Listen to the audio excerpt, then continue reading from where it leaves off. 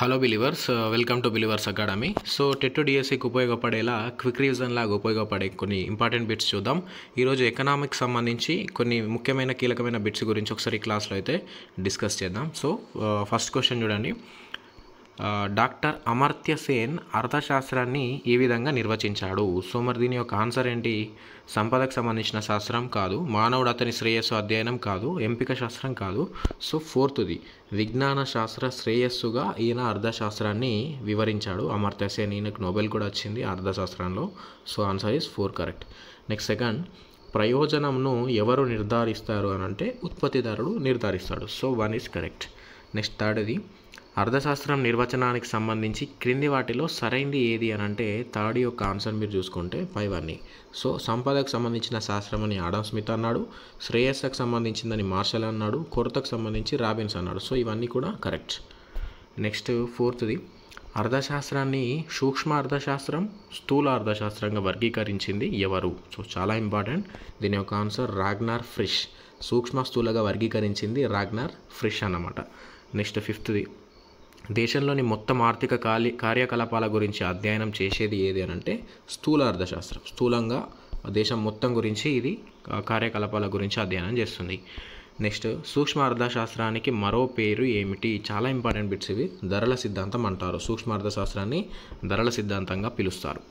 Next 7, అర్థశాస్త్రంలో Nobel బహుమతిని ఏ సంవత్సరం నుంచి ఇస్తున్నారు అంటే 1969 నుంచి ఇస్తున్నారు. Very important. నెక్స్ట్ నోబెల్ బహుమతి పొందిన తొలి భారతీయుడు అర్థశాస్త్రంలో ఇంతకుముందే చెప్పాం మనం. సో ఆన్సర్ వచ్చేసి అమర్త్య సేన్. నెక్స్ట్ సామాజిక శాస్త్రాల రాణిగా పిలువబడేది ఏది అని అంటే అర్థశాస్త్రం, ఇంకొక పేరు అన్నమాట ఇది. నెక్స్ట్ 10ది, స్థూల అర్థశాస్త్రం దేనికి ప్రాధాన్యత ఇస్తుంది అధికంగా అని అంటే ఆన్సర్ వచ్చేసి దీన్ని మనకు జాతీయ ఆదాయానికి ఎక్కువగా ప్రాధాన్యత ఇస్తుంది స్థూల అర్థశాస్త్రం. So option 4 is correct. So ఇది అర్థశాస్త్రం గురించి. సో మీరు ప్రిపేర్ అవుతున్నారు, సో ఈ టైంలో ఎక్కువ రివిజన్ చేసుకోవాలి టెట్ పైన. సో మీరు ఈజీగా టెట్ పైన రివిజన్ చేసుకునేటట్టు అన్ని టెక్స్ట్ బుక్ చదవకుండా ఈజీగా ఒకటే దగ్గర కవర్ చేసిన థర్డ్ క్లాస్ నుంచి ఇంటర్ వరకు బిట్స్ మన దగ్గర ఉన్నాయి. ఒకసారి పీడిఎఫ్ చూడండి. థర్డ్ క్లాస్ నుంచి ఇంటర్ లెవెల్ వరకు ఒకటే దగ్గర క్రోడీకరించి రాయబడిన బిట్స్ ఇవన్నీ. సో దాదాపు 200 వరకు ఉన్న ఇందులో 400 వరకు బిట్స్ అయితే కవర్ అవుతాయి. సో వన్స్ మీరు దీన్ని చదువుకొని రివిజన్ చేసుకొని వెళ్తే ఎక్కువ శాతం అయితే స్కోర్ చేయవచ్చు. సో ఈ పీడిఎఫ్ అయితే మీకు అయితే అందించడం జరుగుతుంది. సో దీనితో పాటు కరెంట్ అఫైర్స్ పీడిఎఫ్ కూడా ఉంది. సో చూడండి, పీడిఎఫ్లో మనకు 200 బిట్స్ వరకు ఉంటాయి ఇందులో. సో 200 అనుకున్న ఎక్స్ట్రా కంటెంట్ కూడా ఇందులో కవర్ అవుతుంది. సో ఈ పీడిఎఫ్ అలాగే మన దగ్గర కరెంట్ అఫైర్స్ పీడిఎఫ్ ఉంది, మీకు చూడవచ్చు ఒకసారి. సో ఇది మనకు కరెంట్ అఫైర్స్ పీడిఎఫ్ 2023 సంబంధించి టోటల్ బిట్స్ ఉంటాయి. డిఎస్సికి, గ్రూప్ 1 ప్రిలిమ్స్కి అన్నింటికి ఉపయోగపడుతుంది. సో దాదాపు 600 నుంచి 700 కరెంట్ అఫైర్స్ మంత్లీ వైజ్గా సెటప్ చేయబడి చాలా చక్కగా ఉంది ఇది. అలాగే ఇంతకుముందు చూపించిన సోషల్ కంటెంట్ బిట్స్ చూసుకుంటే మీరు చూడండి, 104 పేజీలతోటి చాలా హెవీగా ఉంది ఇది, మీకు అన్ని విధాలుగా ఉపయోగపడుతుంది. సో ఈ పీడిఎఫ్ పొందాలనుకుంటే జస్ట్ ఏం లేదు, ఇక్కడ మన ఛానల్ ఓపెన్ చేసిన తర్వాత ఇక్కడ సబ్స్క్రైబ్ పక్కన మీరు చూసుకుంటే జాయిన్ అనేది అయితే ఒక ఆప్షన్ కనిపిస్తుంది. సో వన్స్ జాయిన్ అవ్వండి. జాయిన్ అవ్వడం వల్ల మీకు ఈ విధంగా కనిపిస్తుంది. జాయిన్ అనే ఆప్షన్ క్లిక్ చేసిన తర్వాత ఇక్కడ ఉంది కదా పీడిఎఫ్ నోట్స్ జాయిన్ అవ్వని, జస్ట్ 59 రూపీతో జాయిన్ అవుతే వన్స్ జాయిన్ అయిన తర్వాత మీరు ఛానల్ మెంబర్ అయిపోతారు. వన్స్ మెంబర్ అయిన తర్వాత మీకు అన్ని పీడిఎఫ్స్ ఇదే కాకుండా నెక్స్ట్ రాబోయే పీడిఎఫ్స్ అన్నీ కూడా ఫ్రీగా అయితే అందించడం జరుగుతుంది. సో ఇప్పుడైతే సోషల్ కంటెంట్ పీడిఎఫ్ పొందండి, ఖచ్చితంగా ఎక్కువ మార్క్స్ అయితే స్కోర్ చేయండి. సో ఇది క్లాస్లోకి వెళ్దాం. సో నెక్స్ట్ 11th, వస్తు సేవలను వినియోగించడం ద్వారా వ్యక్తుల డ్యాష్ తీరుతాయి. సో మరి ఏం తీరుతాయి అంటే కోరికలు తీరుతాయి అన్నమాట. Option 2 is correct. నెక్స్ట్ ప్రయోజనం అంటే ఏమిటి? ప్రయోజనం అని అంటే వస్తువుకు గల కోరిక తీర్చగలిగే శక్తి ప్రయోజనంగా చూడవచ్చు. నెక్స్ట్ 13, ఇడ్లీ పిండి నుంచి ఇడ్లీని తయారు చేయడం ద్వారా ఎలాంటి ప్రయోజనం లభిస్తుంది? సో ఇది ఒక ఎగ్జాంపుల్ లాగా. సో మరి దీని యొక్క ఆన్సర్ అని అంటే రూప ప్రయోజనం అన్నమాట. So 3 is correct. నెక్స్ట్ 14, ఉత్పత్తి అంటే ఏమిటి? ఉత్పత్తి అని అంటే ప్రయోజనాలని సృష్టించడాన్ని ఉత్పత్తిగా మనం చూడవచ్చు. నెక్స్ట్ మూలధనానికి ప్రతిఫలితంగా వచ్చేది 15 యొక్క ఆన్సర్ వడ్డీ. మూలధనానికి వడ్డీ ప్రతిఫలంగా వస్తుంది. నెక్స్ట్ 16, ఉత్పత్తికి ఆధారం ఏమిటి అని అంటే వినియోగం. వినియోగం అనేది ఉత్పత్తికి ఆధారంగా చూడవచ్చు. నెక్స్ట్ 17, ఉద్యమదారుని వ్యవస్థాపన కృషికి చెల్లించే ప్రతిఫలం ఏది? సో మరి ఏది దీని యొక్క ఆన్సర్ అని అంటే లాభాలు రావడం వల్లనే కదా నా వ్యవస్థాపన చేయగలుగుతాడు. నెక్స్ట్ 18, అర్థశాస్త్రం అనే పదం ఏ భాష నుంచి ఉద్భవించింది అని అంటే గ్రీక్ పదం నుంచి ఉద్భవించింది. సో ఎకనామిక్ క్లాసెస్లో భాగంగా ఇప్పుడు జాతీయ ఆదాయం టాపిక్ గురించి కొన్ని ఇంపార్టెంట్ బిట్స్ చూద్దాం. సో చాలా ఇంపార్టెంట్ ఇది, ఇందులో నుంచి క్వశ్చన్స్ చాలా వస్తాయి. సో ఫస్ట్ క్వశ్చన్, మన దేశంలో జాతీయ ఆదాయాన్ని మొట్టమొదటిసారిగా మదింపు చేసింది ఎవరు? చాలా ఇంపార్టెంట్ ఇవి, చివరి వరకు చూడండి. సో జాతీయ ఆదాయాన్ని మొట్టమొదటిసారిగా మదింపు చేసింది ఎంఎన్ రాయ్ కాదు, మోక్షగుండం విశ్వేశ్వరయ్య కూడా కాదు, సో ఎన్ఎన్ అగర్వాల్ కూడా కాదు, so Dadabhai Naoroji. Drain theory రచిస్తాడు ఈయన, మన grand old men of India అంటాం కదా, ఈయన మొట్టమొదటిసారిగా మదింపు చేశాడు జాతీయ ఆదాయాన్ని. సో ఏ విధంగా మదింపు చేశాడో అది నెక్స్ట్ క్వశ్చన్స్లో వస్తుంది, ఒకసారి చూద్దాం.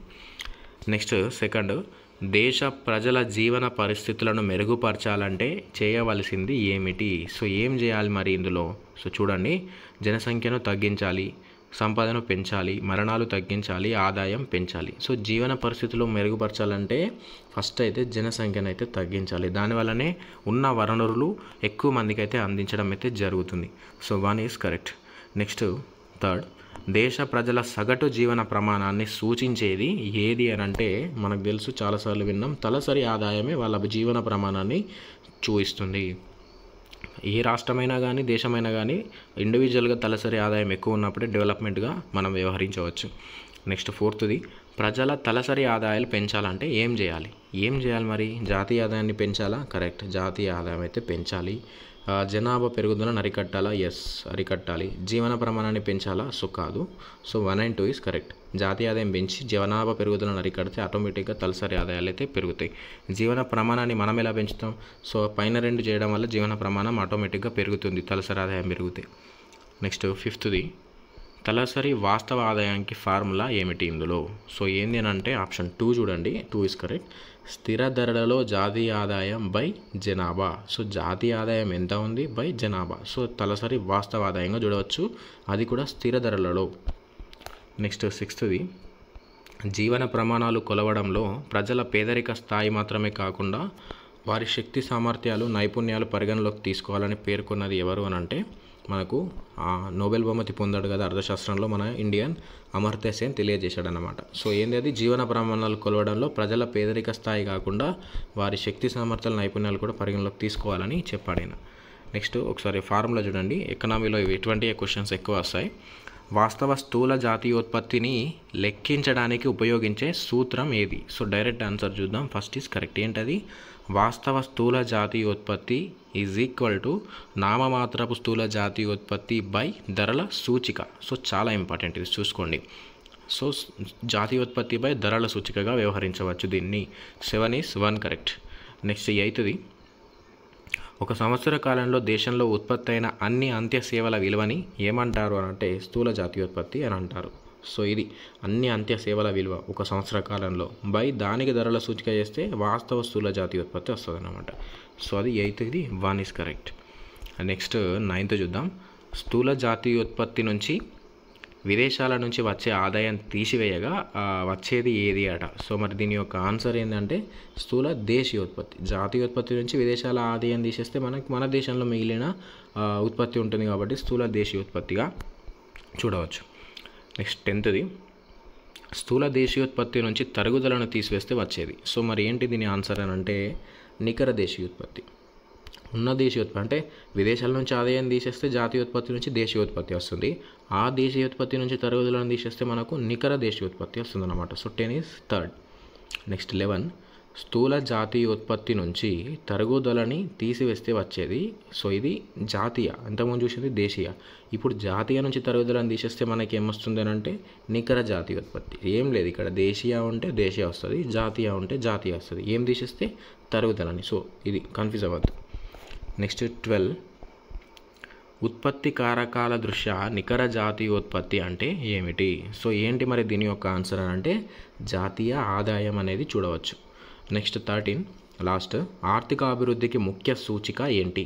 సో ఏంది మరి ముఖ్య సూచిక? తలసరి ఆదాయం పెరుగుదల, వాస్తవిక జాతీయ ఆదాయం పెరుగుదల, అసమానతలు తగ్గించడం, పేదరికం తగ్గడం. ఈ ఎకనామీలు ఎలా ఉంటాయని అంటే సైకాలజీ లాగానే ప్రతి ఆప్షన్ కూడా కరెక్టే అనిపిస్తుంది, కానీ పర్ఫెక్ట్గా ఆలోచించాలి. ఏం అడిగాడు, ఏం ఆన్సర్ ఉన్నది ఒకసారి చూడాలి. ఆర్థిక అభివృద్ధి అంటే మెయిన్గా దేశాన్ని యొక్క ఆర్థిక అభివృద్ధి ఏ విధంగా ఉంటుందంటే తలసరి ఆదాయం ఓకే, కానీ అది కంక్లూజన్ ఏంది? లాస్ట్గా తలసరి ఆదాయం పెరిగితే వాస్తవికంగా జాతీయ ఆదాయం పెరుగుతుంది. సో జాతీయ ఆదాయం పెరిగింది అంటే అప్పుడు మనకు ఆర్థిక అభివృద్ధికి ముఖ్య సూచికగా చూపిస్తుంది. Option 2 is correct. సో ఇది ఇప్పుడు మనం చూసింది ఎకనామిక్ చాప్టర్కి సంబంధించి కొన్ని ఇంపార్టెంట్ బిట్స్. సో ఇవే రావాలని ఏం లేదు, ఇటువంటి క్వశ్చన్స్ వస్తాయి.